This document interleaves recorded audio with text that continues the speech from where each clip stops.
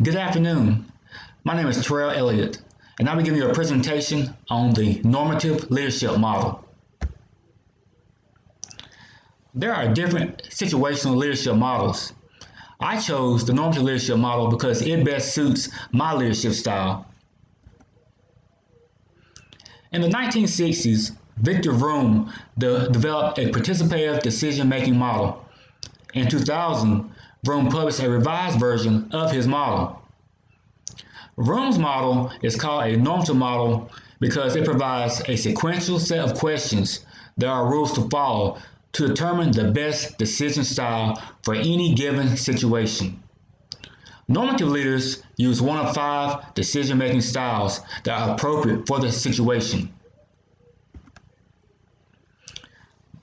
The first one is decide. This here is where the leader makes the decision by themselves without any input whatsoever from the group. Next, they can choose to consult individuals. This here is where you can go and consult individual team members, and you describe the problem to the individual group member, and you get information and suggestions, and then you can make your decision. Next, you can choose consult the group. This is where the leader can hold a group meeting and describe the problem to the group, and you get information and suggestions from all the group members, and then you can make your decision. Next, you can choose to facilitate. This here is where the leader seeks participation from the group. They can debate and come to a consensus on the final decision. However, the leader will have the final say on whatever that decision may be. Lastly, delegate. This is where the leader lets the group diagnose the problem and make the decision within stated limits. The role of the leader is only to answer questions and provide encouragement and resources.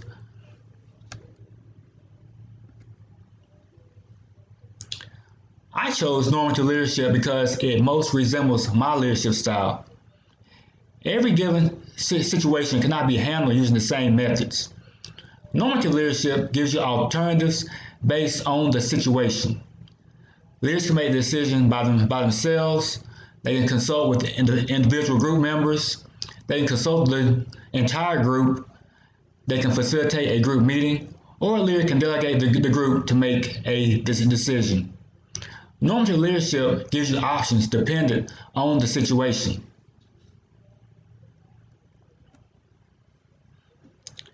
Normative leadership can be used by managers and leaders to get the most out of your team members.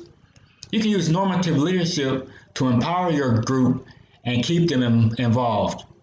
The group can feel as though they are part of the decision-making process, and this can lead to better productivity within your group.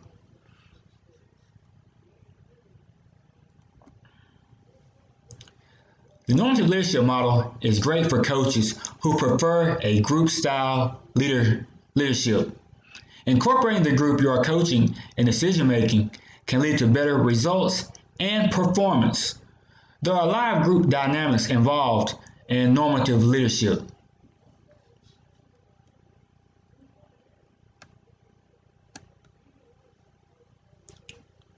For this presentation, everything came from the Applied Sport Management Skills Textbook, 3rd edition. In conclusion, I chose the normative leadership model because it mostly resembles my leadership style. All situations cannot be handled in the same manner. Normative leadership gives you choices depending on the situation. You can decide alone, consult individual group members, consult the entire group. You can facilitate a group meeting or delegate the group to diagnose the problem and find a solution. With the normative leadership model, there is an alternative for every situation. This concludes my presentation. Thank you.